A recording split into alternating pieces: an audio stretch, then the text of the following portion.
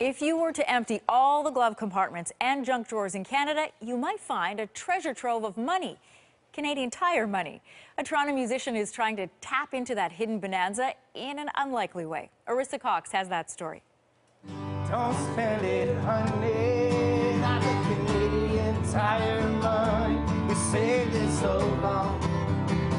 With his anthem, Don't Spend It, Honey, folk singer Corn Raymond is hoping to do something that's never been done before, fund his next record entirely with Canadian Tire money. Look at that. Isn't that beautiful? If we could just tap the glove compartments of this country alone, it would be a mint. You know, it's amazing. It's amazing to me.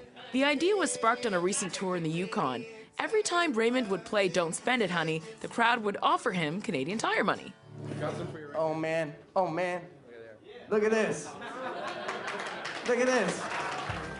And then the discovery that changed the game. The Rogue Music Lab, which would be producing Raymond's next album, accepts Canadian Tire money at par. You buy light bulbs, you can buy toilet paper. Studio owner James Paul said there's always something you can use at Canadian Tire, and he's not surprised that more artists are using so-called crowdsourcing to get their music made. They're reaching out to their fans, to music fans in general, to say, you know, either pre-purchase a CD or invest in it beforehand.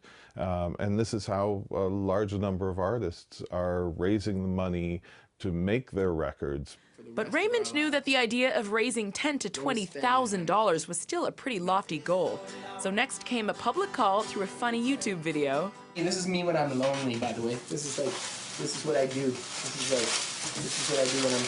And his new website, don'tspendithoney.com. And the money started pouring in at shows and by mail, albeit in very, very small denominations. This came from Newcastle, $4.30 in there.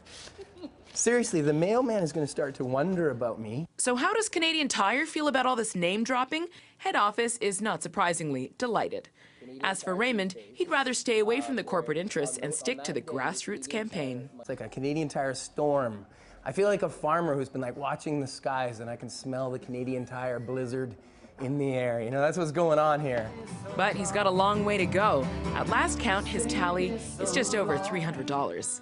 Arissa Cox, CBC News, Toronto.